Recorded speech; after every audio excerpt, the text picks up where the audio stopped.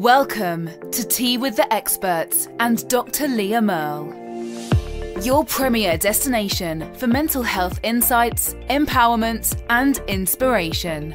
Led by the passionate therapist and counselor educator, Dr. Leah Merle, this interview-style podcast delves deep into diverse themes with top-notch experts in the field.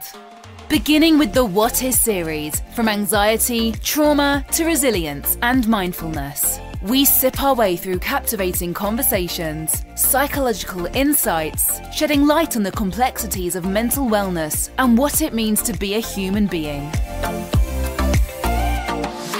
Each episode serves up a refreshing blend of knowledge, empathy, and empowerment, aiming to destigmatize mental health issues and raise awareness in an engaging and approaching manner. So grab your favorite cuppa and get ready to step yourself into transformative conversations that will leave you feeling uplifted and enlightened. Subscribe now and join the movement to break down barriers and foster a more compassionate world. Welcome back to Tea with the Experts and Dr. Leah Merle, a podcast series where we explore different facets of mental health, well-being, psychology, and really the intricacies of being a human being. So human experience, lived experience. Today, I am so excited and thrilled to welcome one of my previous mentors, one of my colleagues, one of my amazing friends in the field. And she is called Dani Baker. She's an esteemed grief therapist, an educator who has really dedicated her career to understanding grief in all of its forms, as well as helping people navigate their journeys through loss. In this episode particularly, what we're going to do is we're going to examine Westernized culture and how Western culture often treats grief. Why is it sometimes avoided? And how can we embrace a more supportive approach? So this is going to be a 3-part series. This is going to be part 1. So we'll start with the basics. And then there will be part 2 next week and part 3 the week after. So thanks for listening, my avid listeners. It's much appreciated. So for over 20 years, Dani has had the opportunity to really assist grieving individuals. This is where a lot of her experience comes in, with families as well as groups, really trying to help them find therapeutic resources really needed to traverse that biopsychosocial, spiritual, cultural landscape of navigating grief and sorrow.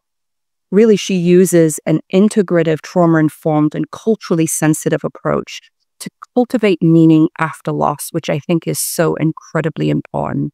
Dr. Dani co-creates a space where healing and growth flourishes, and her therapeutic framework is really informed by attachment-based theory, the whole person perspective of wellness really across the lifespan.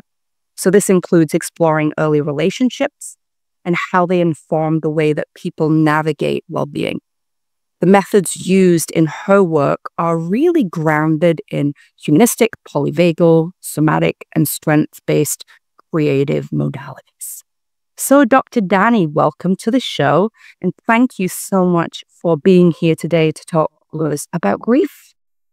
Thank you so much for having me. It's a pleasure to be here. And wow, what an awesome and kind introduction. Thank you so much. It is my pleasure. It's so good to see you. And when I thought about, planning an episode on grief, I thought, well, how can you fit it into one episode? You just can't. It's such a huge topic. And of course, the first person that I thought about was you.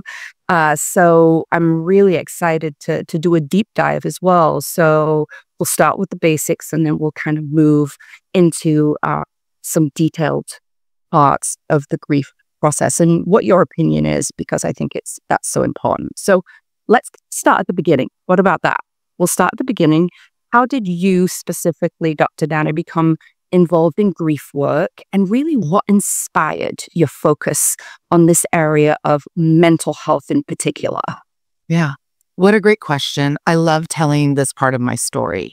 In the early 2000s, I was given an opportunity to volunteer at a bereavement camp supporting grieving families. And in this work, or in my volunteer experience, I worked underneath the art therapist that was offering creative support to grieving family members as they explored navigating loss alongside multiple creative art exercises.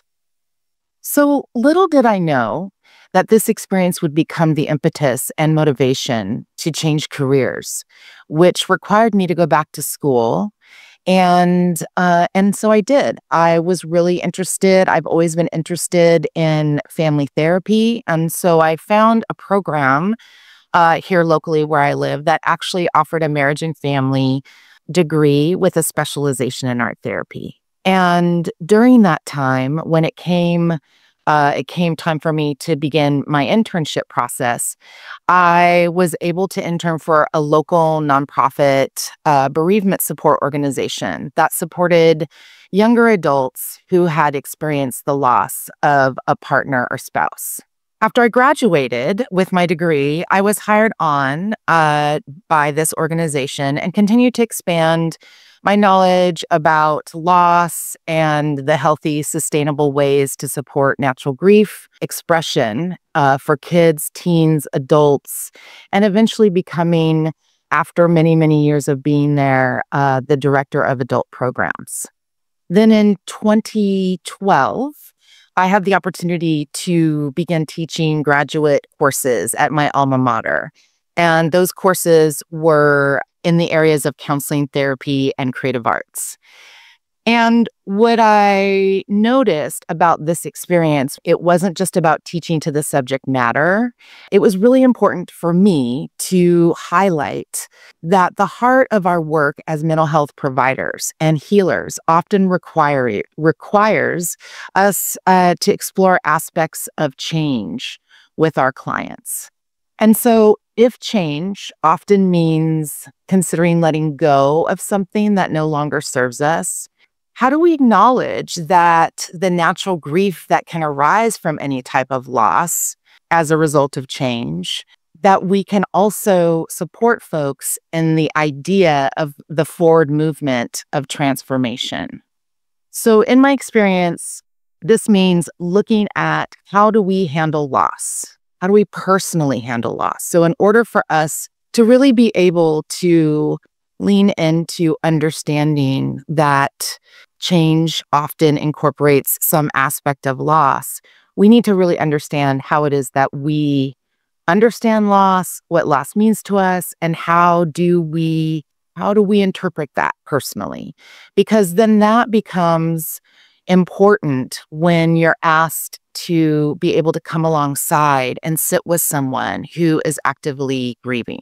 And more importantly, if you're able to hold multiple truths simultaneously.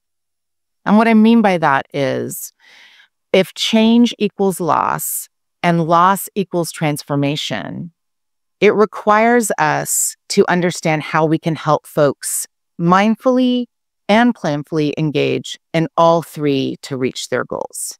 And unfortunately, this can often be a pretty tough process, especially when you live in Western or North American cultures that like to stigmatize big feelings or emotions and pathologize natural, healthy responses to loss.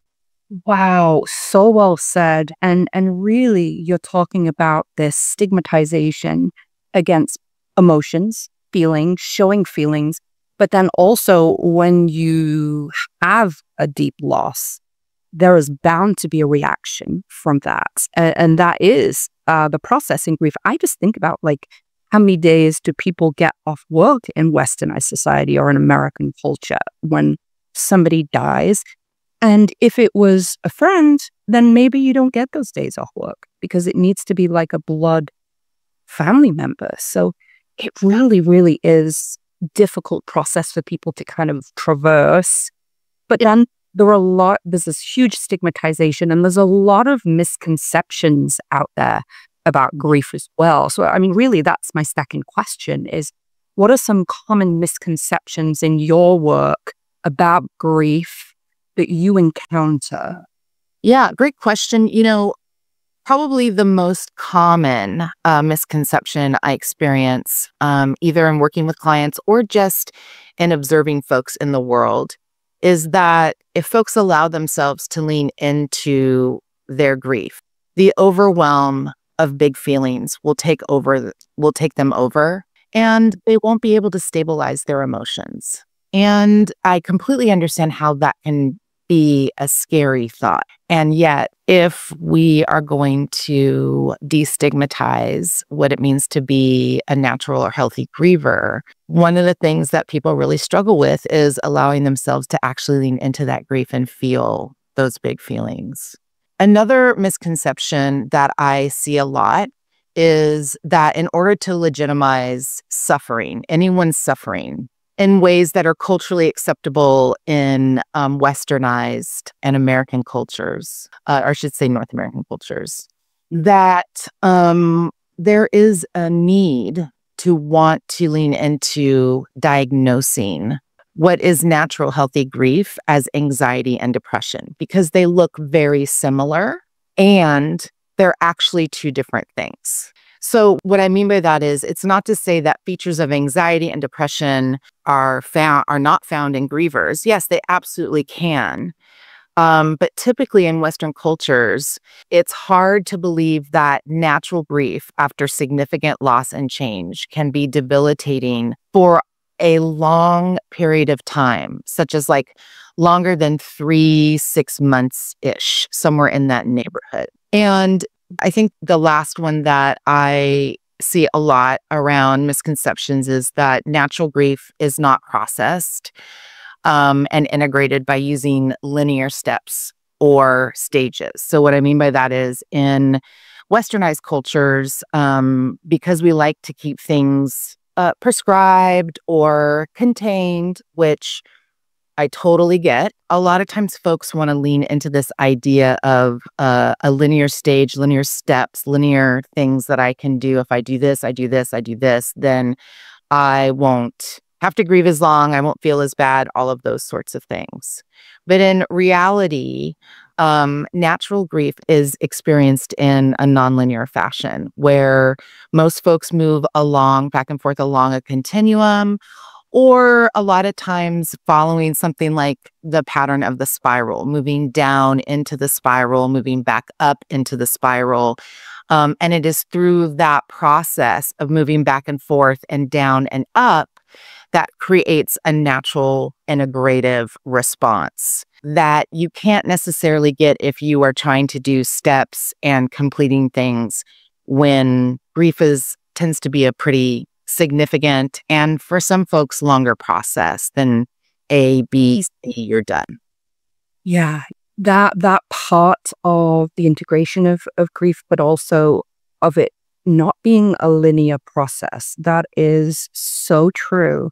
I mean, I know in your work and my work, we've talked about this before, that it's not a stage-based model. And I know a lot of people follow the Kubler-Ross model, and we've talked about that before regarding the stages of grief. But that model has become so widely accepted.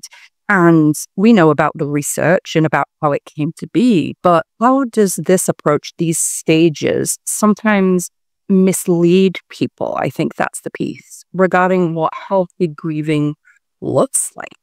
Yeah. And I love that you tapped on, we know about the history or maybe the nature of Kubler-Ross's 5 stages of grief.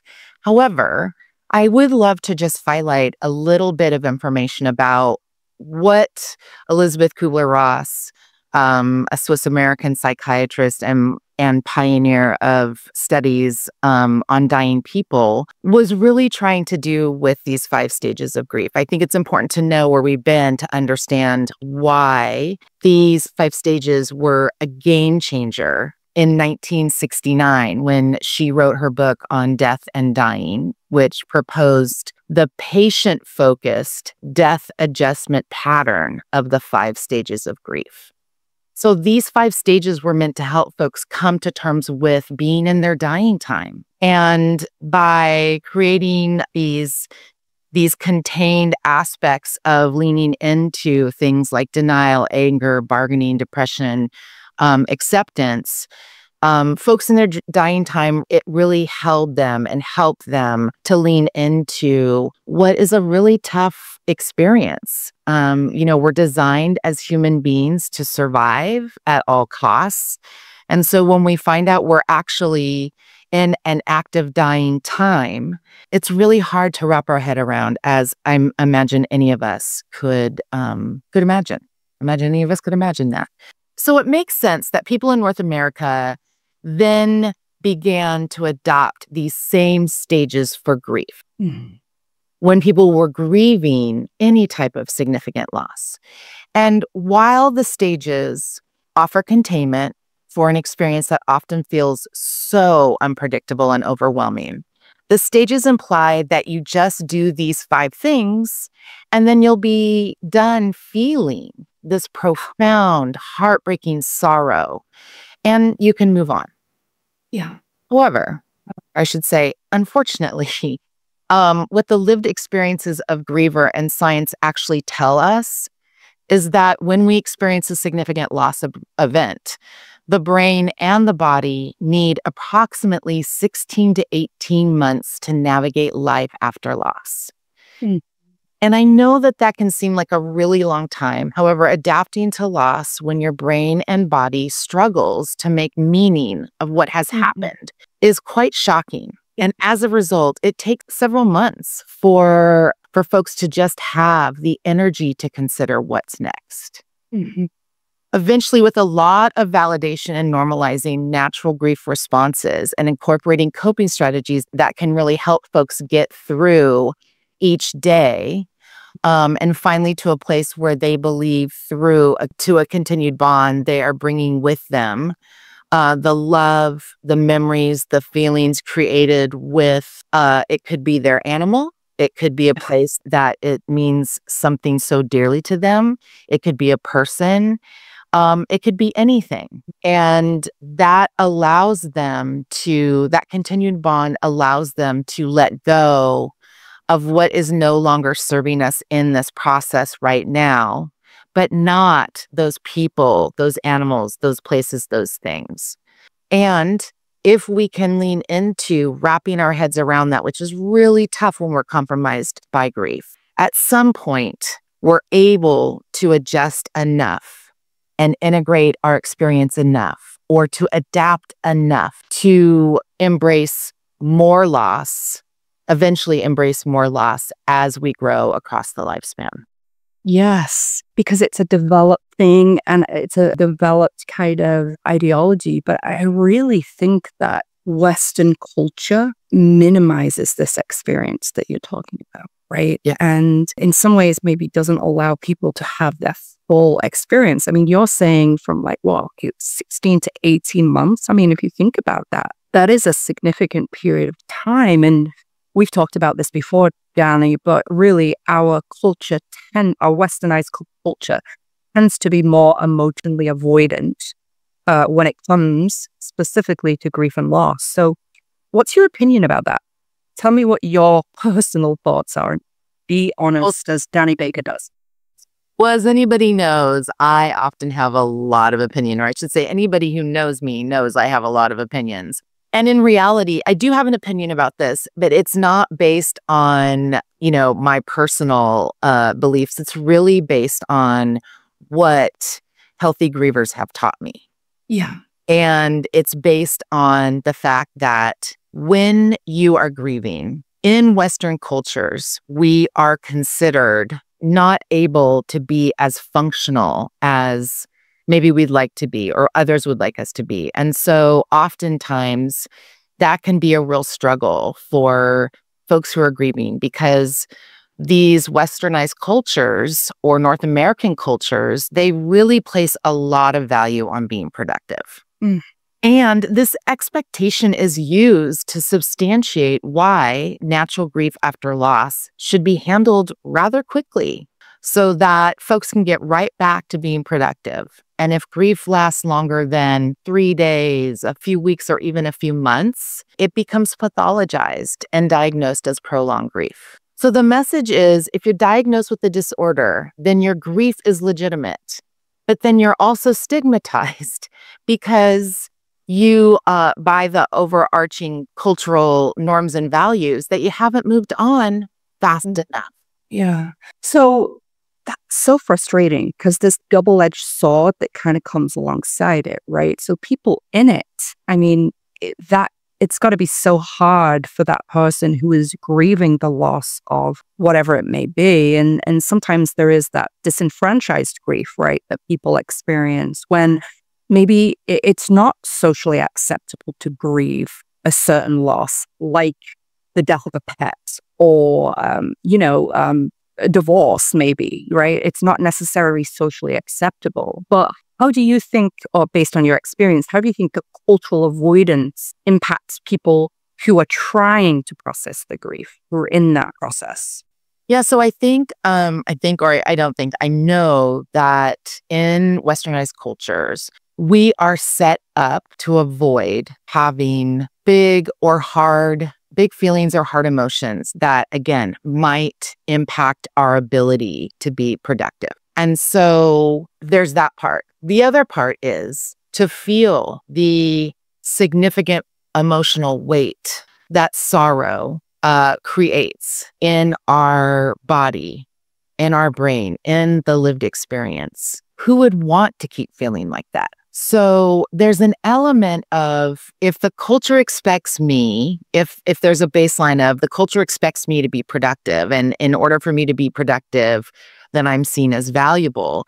And if this lived experience of sorrow and grief as it relates to significant loss is so debilitating, why wouldn't I want to avoid that grief? Yeah. And so avoiding grief really looks like that we do not have to feel too much. If we avoid the grief, we don't have to feel too much, and that we can still function in our lives. But more importantly, we're not judged by society as weak or invaluable. That hit hard.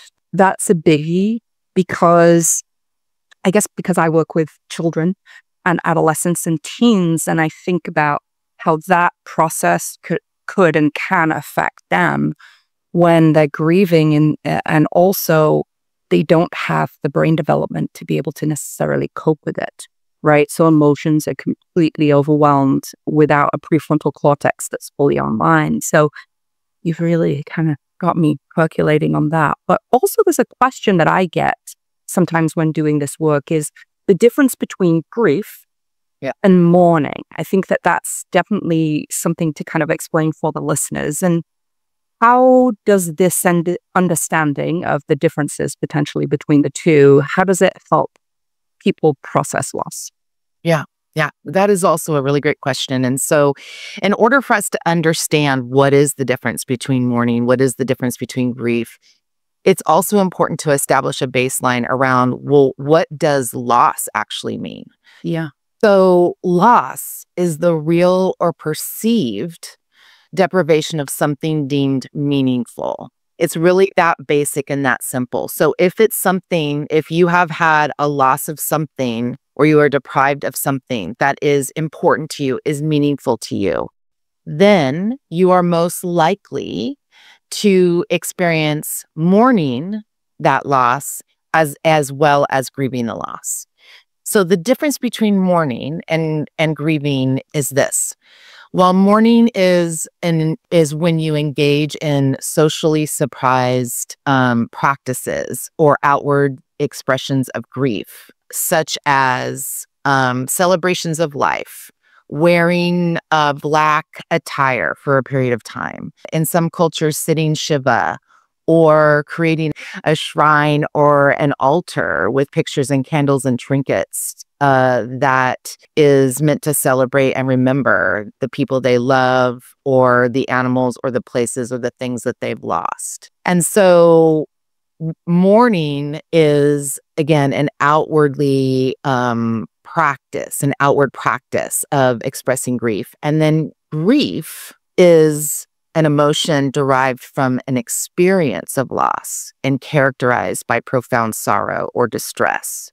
Mm. And if you're working from a trauma-informed perspective, when we say sorrow or distress, what we're really talking about is how the nervous system is activated and how that nervous system, when activated, is impacting our ability, just as you pointed out earlier, impacting the ability of our prefrontal cortex to be online and be able to make choices that make sense for us. And so in those beginning weeks and months of grief, we are often in a very dysregulated, foggy state.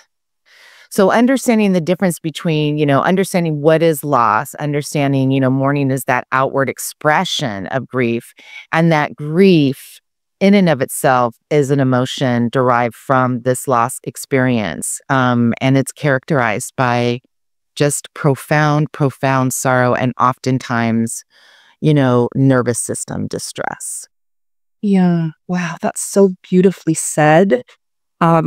And so simplistic, really, even though obviously it's a complicated facet that happens to people. But I think about grief and what society says is healthy and what we know is healthy. There's this kind of adaptive orientation towards grief. But in your perspective, what do you think are some adaptive or healthy ways that folks can engage with their grief if they were listening to this episode?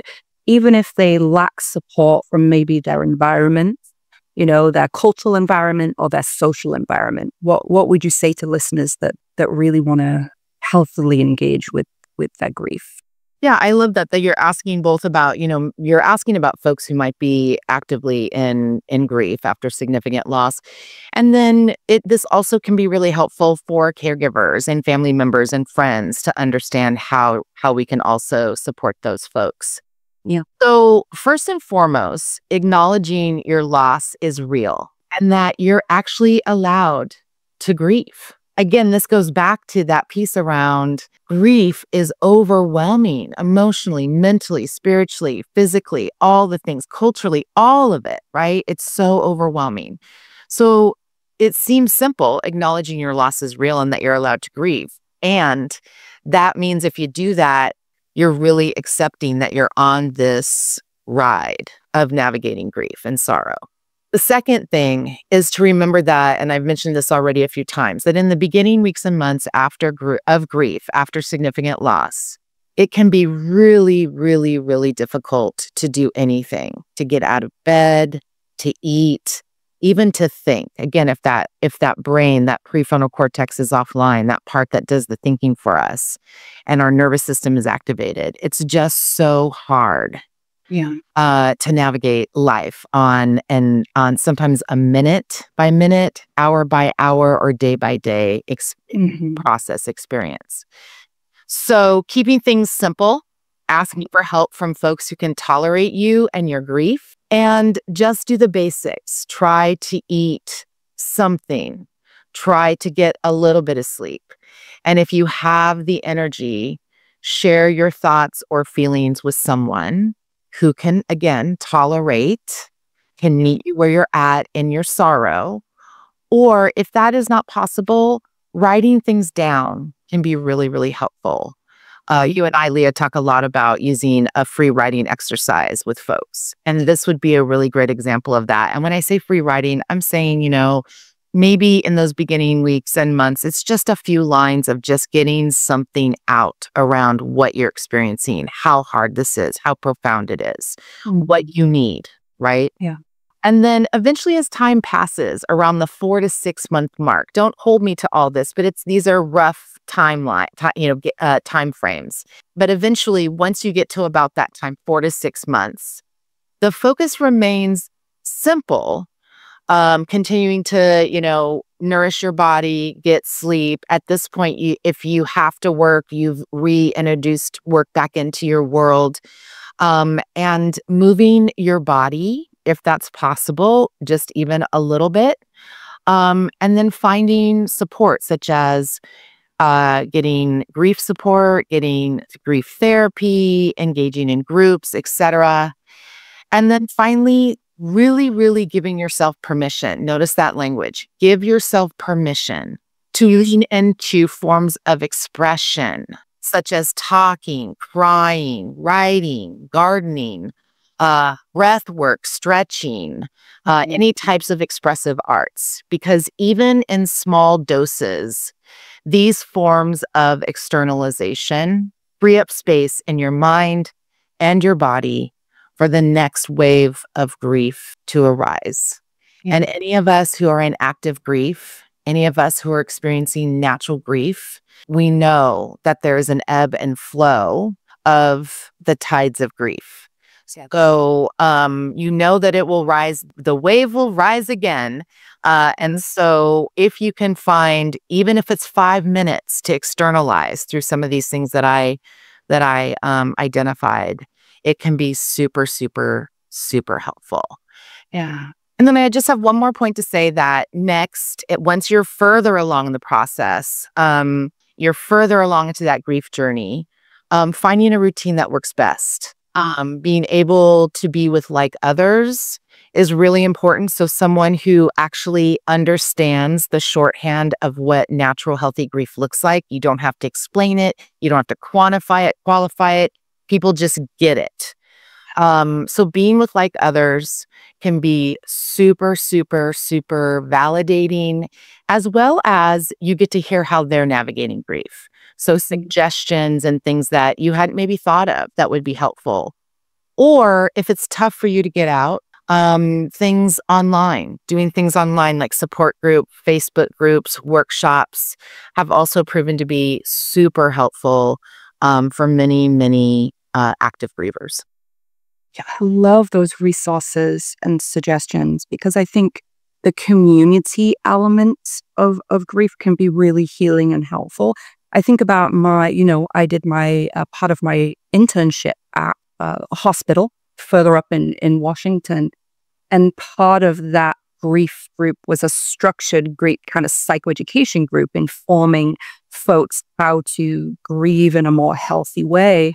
But it also gave them resources to be able to meet with each other and socialize with each other and talk about the loss that they've been through, where maybe, another person doesn't really get it, doesn't really understand it. And although grief is unique to every individual, it's an individualized experience, there's some similarities, right? There's some commonalities. And then the other bit that really jumped out to me that you said is sometimes there's this like shock piece that happens and it takes a little bit long. You can't even get out of bed. You can't eat. And I know you know this, but just for the listeners, I had a significant death loss when I was around 16. And it was a profound loss for me and my community and my peers. And how I felt now reflecting back, I mean, it's one of the reasons that I got into this field. But as I reflect back, I felt in that moment, nobody else gets it. Apart from the people who experienced it with me. Nobody else gets it. How could you, this was my thought at 16, how could you possibly understand what I'm going through right now with this loss? And so I think the community piece is just and giving people space for that grief is really, really important. And I know that I lost like 6 months. I can't quite remember exactly, probably not exactly, but probably about 6 months of my life, Yeah. And I love that you're pointing that out, just to kind of reference back to what we talked about before, or, what I identified before about, those beginning weeks and months, usually somewhere up to that 4 to 6 month time frame. For a lot of folks, they say exactly what you're saying, that they don't have a lot of memory, that they were just really on autopilot. And that makes sense because that is the way our brain and nervous system is designed to protect us. Yeah. And so what's important about that, though, is that when you get to that 4 to 6 month period and that shock period, those protective strategies start to dissipate. It's almost as if you're back at the beginning again. Do you remember having an experience like that where your things started to come back online again, that it was like this new wave of profound grief that can often feel very jarring to folks because they feel like they've come this far. How is it that I feel like I'm taking a step back? And yes, I'd love it if you'd be willing to share what your experience was like that. It absolutely was. And now with more reflection, of course, and more language to apply to it, I can absolutely self-reflect and understand my experience maybe more appropriately, let's say. But the analogy that I use that I didn't understand until after is that the waves of grief that you're talking about are a real thing in those moments, because sometimes the grief comes out of nowhere and hits you like a tsunami wave. It absolutely blindsides you. And then as you're saying, your limbic system kind of comes back online, sometimes those waves can feel like just a little kind of lapping at the feet, right? As if you're kind of paddling in the ocean.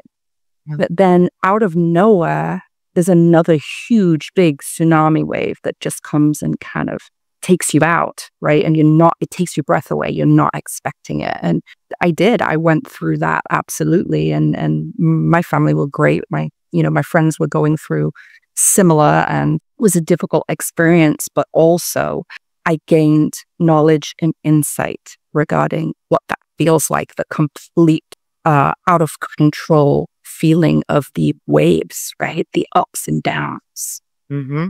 Yeah. Absolutely. Absolutely. And the other thing I'd love to point out, you pointed out a few minutes ago when we started talking about this particular piece, is when folks are grieving, the people in their lives have to believe them when they say they are struggling. Yeah. And that, I think, is the hardest thing. If you haven't had the lived experience, it often feels like, any of us who have experienced significant loss, it often feels like we're trying to explain to somebody who hasn't had a significant loss event in their life. They just can't wrap their head around how all-encompassing this is, how hard it is to continue to navigate the natural byproducts of grief and be compromised at the same time, right? And so I think the biggest thing that people can do for other folks who are grieving is believe them when they tell you that. Yes. And then the next thing you could do is offer suggestions of how you might be able to support them. Because asking for what you need when you're actively in the depths of sorrow and grief is really hard to know. Yeah. And also, I can't tell you the amount, in all the years I've been working with grieving people, I cannot tell you how many times, I would say 9.5 times out of 10, the response is, I don't want to burden other people. And when I talk to people who are loved ones and friends of grievers, they say, I don't know what to do for them. I keep telling them that I'm here if they need me, but they never reach out. Yes. And that is there's a huge disconnect there and chasm for grievers, because they don't have the energy. They don't know what they need. So maybe, coming up with things that you could offer. A lot of times food is a big thing that people want to give people in the beginning weeks and months of grief, which is a lovely gesture. But there might be other things, like if they have kids, pick up their kids from school, let them come over to hang out for dinner. If they, need their yard work done, maybe somebody mows their lawn. I don't know. You get creative about offering how you might support people who are grieving. Yeah, the suggestions piece, and not waiting for that grieving person to come to you and maybe giving suggestions, offering your support and saying, hey, how would you feel if I cooked you dinner for a week? Or how would you feel if you came over to my house for a week? Because they'll be able to say, yes, that would be great, or no, it won't. But they might not necessarily be able to come up with that need. I need food in my fridge, or, I don't want to come to your house. I want you to come to my house because I don't want to leave my house, right? So it's those specifics of being able to say to somebody, hey, let me help you in this way. Does that work for you?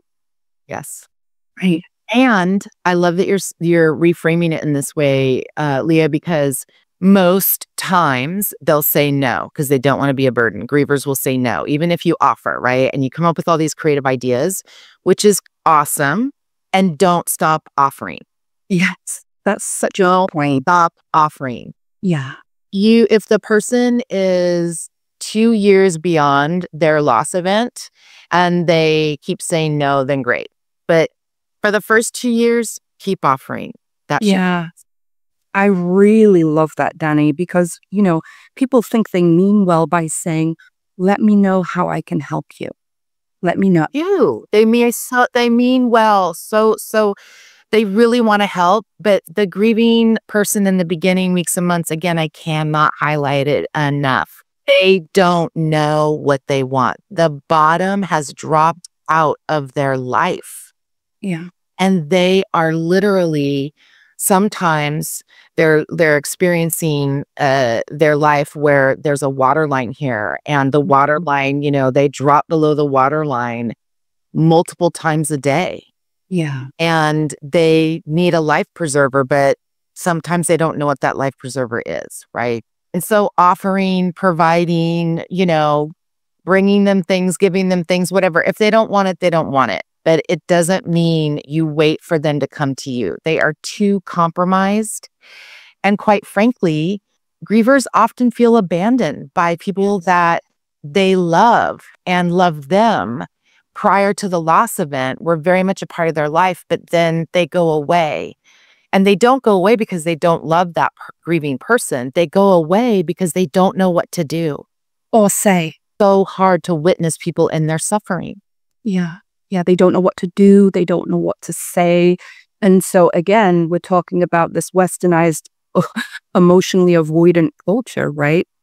They say nothing and they don't do anything, right? And that has the opposite effect. People aren't doing this deliberately. Of course, they just don't necessarily know how to handle the difference in behavior or the difference maybe in emotion, right?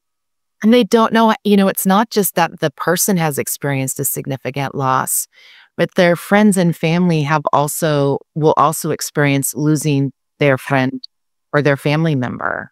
Yeah. While they are navigating the byproducts of what grief looks like over an extended period of time. Mm-hmm. Yeah, the timepiece is really significant.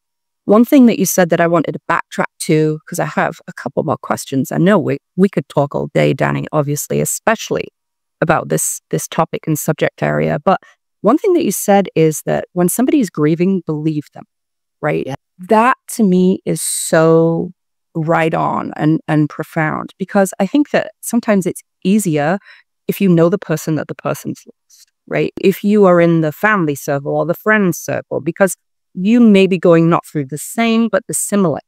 But what happens if maybe it's a disenfranchised grief like I've talked about? What about if it was somebody that you don't know, but your friend is grieving, right? You're not in the same grief space. Right. And so I think that is really hard for folks sometimes. What I've noticed with this work, I just did an episode on what is celebrity grief. Right. Also, yeah. And I think about folks that really have an excruciatingly painful time when a hero of theirs or a mentor or somebody that they've never met in person before have an extreme emotional tie or bond to dies. That has an effect on them. That it's irrelevant whether they've met this person in real life or not. They feel like they know the person really, really well. And so it is a difficult experience. And so believing that person, right? Yeah, absolutely. And I love that you brought up the term disenfranchised grief. One of the things that we'll talk about in one of the other parts of the What is Grief series that we're doing is we'll talk a little bit more about primary, secondary, and tertiary losses. And disenfranchised grief, it makes up some of those aspects of types of grief that we experience. So it's not just that we're grieving, what type of grief or what is our primary grief event, but then there are secondary and tertiary aspects of loss that are occurring and that are informed by things like obscured loss, disenfranchised loss, and a variety of other things that we'll get into in subsequent conversations. However, again, at the end of the day, while it's important to have more data and understand what these things mean, at the end of the day, if someone tells you they are struggling, then our job is to believe them. Yeah. And then next, our job is to come up with creative ways to support them. Yeah. Knowing that in that moment, a way to support them might look like this over here. And then the next day or the next week, that doesn't feel supportive anymore. Something else does. Yeah. Yeah. Wow. Beautifully said. And that kind of takes me full circle to think about, we've talked about how people can healthily engage in grief. But how, as a society, as a whole, do you think that we can begin? Like, how can I do my own individual part, if I was listening to this episode, to create more space for grief and mourning, right? Different activity as a communal experience. What are your thoughts there? Well, I have a lot of experience. I have a lot of thoughts, I have a lot of experience, I have a lot of thoughts about communal experiences. Again, I can't underscore enough that we often do a lot of our grief work in community with like others. That inability to not have to explain what's happening for us, and people just get it, or if they don't get it, they believe us, is a huge, huge gift. And it's often that those experiences are often found in communal experiences. I think it's important to think about when we're in those communal experiences, how do we lean into ways of processing grief, frameworks of grief that allow us to make meaning and adapt to those natural experiences. And I think it's important to note that while, Westernized cultures and North American cultures tend to struggle with this idea of processing, making space for grieving loss, it's important to acknowledge there are many, many, many pioneers in the bereavement, the loss and grief world that have spent a lot of time creating nonlinear frameworks for navigating, making meaning, and adapting to grief, such as Bowlby, Martin and Doka, Strobe, Shute and Strobe, Class, Niemeyer, Humphrey, Greenspan. Those are the the early 90s when the grief world started shifting and moving away from those linear stage models to nonlinear approaches. So I think it's important that we acknowledge the work that those folks did, the amount of change agent work that they had to do in North American cultures and societies to get folks to start leaning into moving away from stage processing of grief. But I also want to highlight the latest group of folks, and this is just a few of them, but I want to highlight them because go and check out these people's work. Check out all the people I named, and then I also want to acknowledge folks more recently really picking up the baton and running with it from after these pioneers recreating and resetting the literal stage for us to move forward. And those people are Stephen Jenkinson, Frances Weller, Darcy Harris, Joanne Cacciatore, Tashelle Bourdier, Megan Devine, Brescia Wade, Phyllis Kosminski, and Mary Frances O'Connor.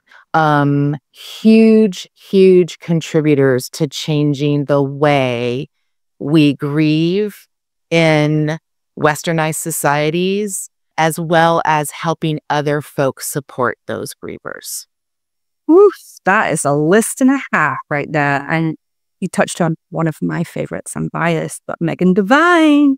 Megan Devine, her book, It's Okay to Not Be Okay. Did I say that right? Yes.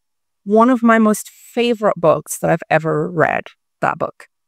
I have to tell you that when that book came out, I had been working in the grief field for a long time. I'd been teaching counselors and therapists and art therapists to become to specialize in the area of supporting folks in loss and grief. And when Megan's book came out, a fellow Pacific Northwest neighbor of ours, I couldn't believe it. Everything that I had been taught about how to grieve and everything that I had been paying forward in my teaching or working with clients was exactly what she put down in her book. And so, I mean, all the people I named, game changers, ballers in the grief world.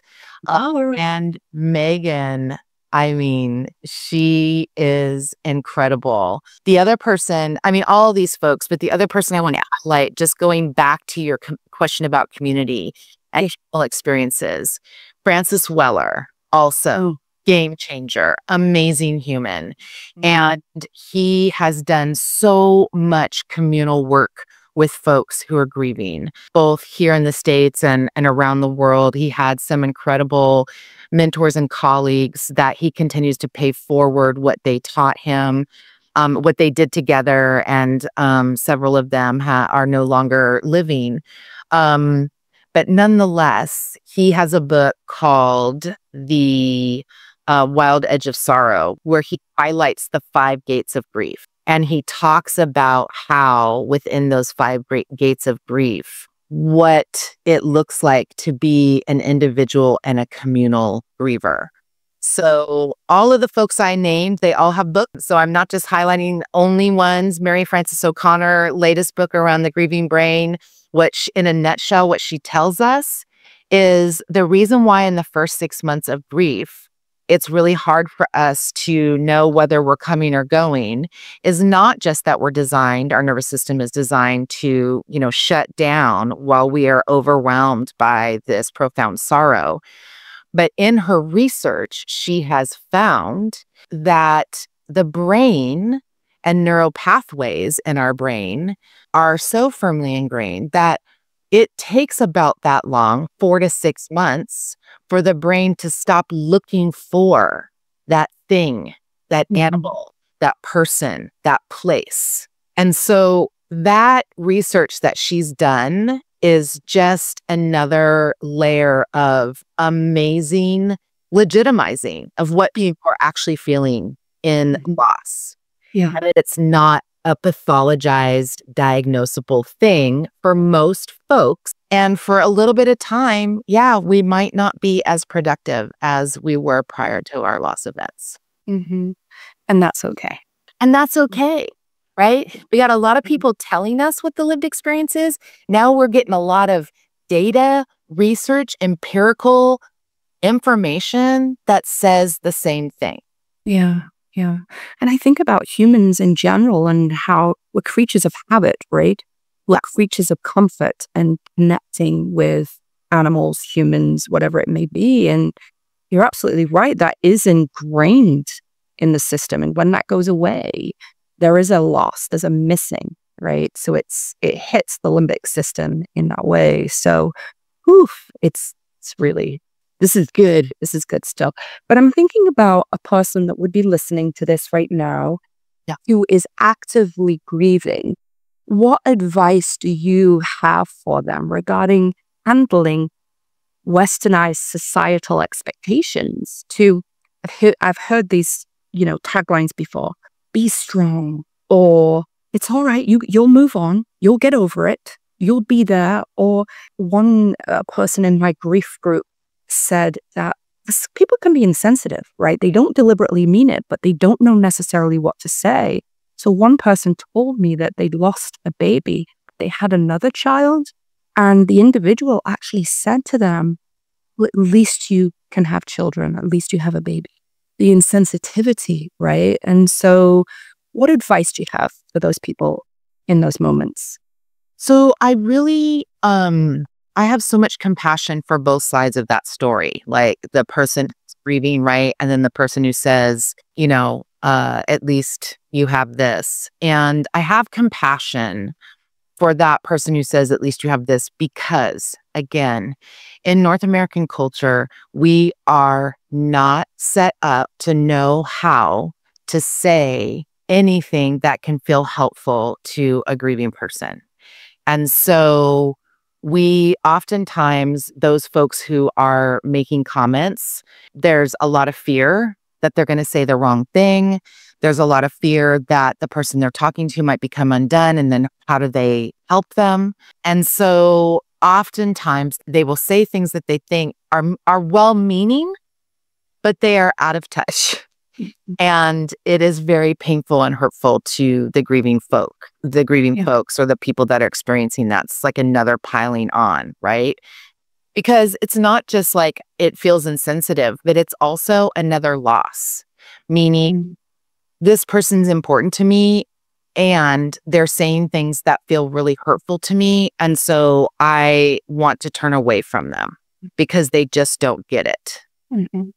And so my suggestion for folks who are experiencing those things is to give yourself permission to do what you need to do to take care of yourself.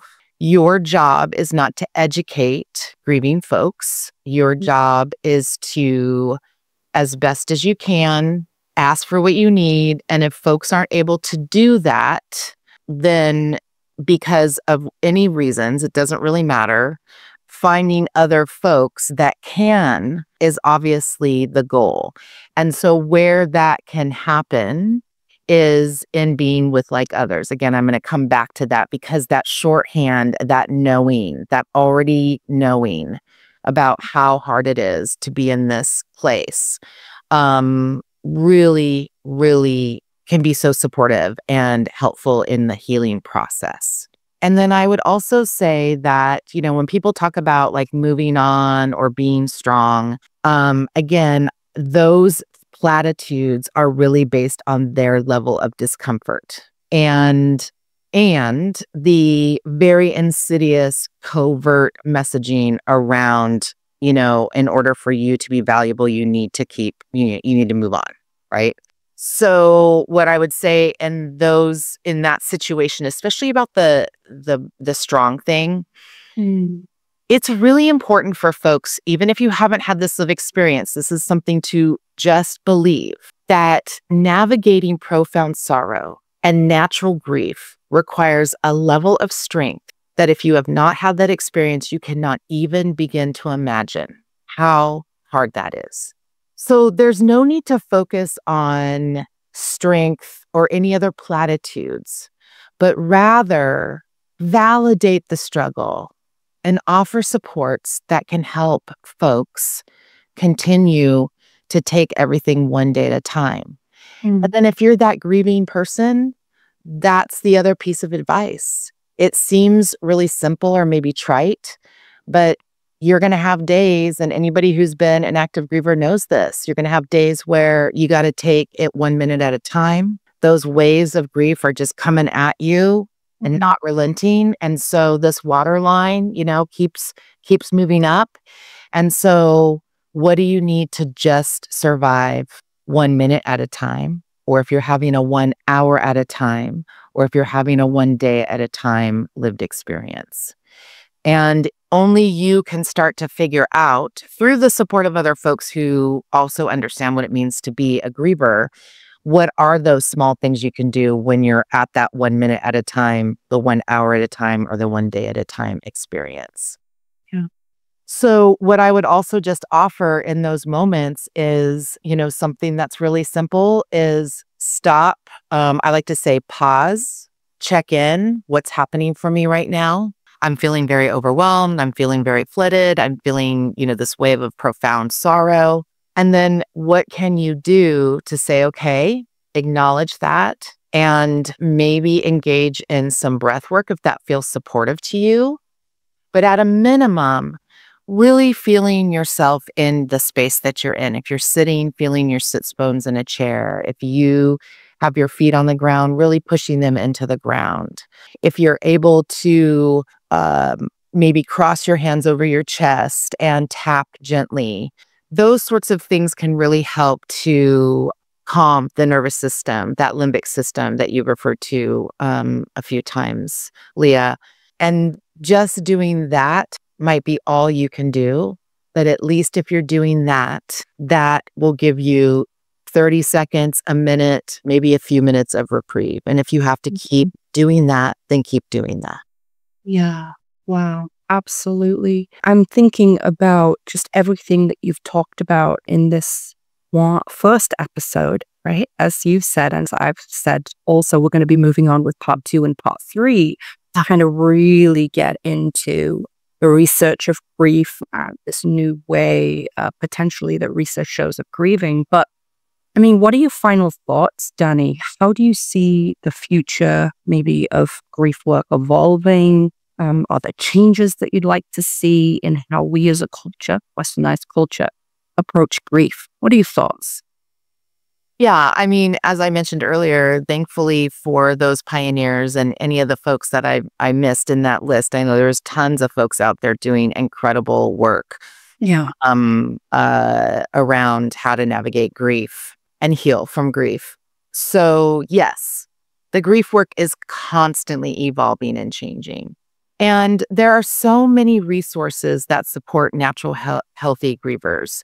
In terms of Westernized culture, all we can do is continue to educate folks that loss equals change, equals transformation, and that those things can take a long time to navigate or to go through after significant loss. So, the loss part happens pretty quickly, but then the parts around getting your feet underneath you and then identifying through a lot of effort over another period of time, what is it that has changed without you wanting it to, or you would like to change in order to navigate the changes that happened, whether you wanted them to or not.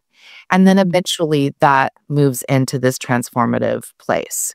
And again, I don't ever want anyone to think that I'm saying that is, you do this, you do this, you do this, you wrap it up in a tight bow and you move on down the road. Because again, that would be in alignment with, very hegemonic values around being productive. What I'm saying is that in its simplest form, loss equals change equals transformation, and all of our journeys are different in how long it takes us to navigate each aspect of that equation. Wow. Dr. Dani Baker, thank you so much for being here today. I'm so grateful. Want to call you a dear colleague, but also a friend of mine. I learn something new from you every time I listen, but really, it is my pleasure. And I'm so looking forward to our next conversation about this too. Thank you for being here. Thank you so much for having me. It is a true honor and gift to be able to do this with you. Also, my dear friend and colleague. And I just want to also say the tagline that anybody who's worked with me knows that I actually stole from my mentor, Kath McCormick, which is, I don't know everything. So please take only what resonates and leave the rest behind. I don't profess to have all the answers. I just am really appreciating the opportunity to share with you what the amazing grieving folks that have been in my life have taught me about what it means to be a natural, healthy griever. So thanks for having me. Thanks, Dani. I'm really looking forward to taking this series to the next step. And please, listeners, look out for part 2 and part 3 of What is Grief? So, Dani, thank you for sharing your personal journey with us today and also your personal perspective and experience. I know you do this work and love and bring a passion for this work. So it's really, truly inspiring to see how you've navigated this field, navigating the challenge of, emerging research. So you make a significant impact on the clients that you work with, the colleagues that you work with, but also the people that you teach as well. So thanks again. And please, listeners, please remember to subscribe to Tea with the Experts for more thought-provoking episodes where we share stories of resilience and mental health and wellness. So until next time, stay curious and keep thriving. Don't forget to subscribe. Bye for now.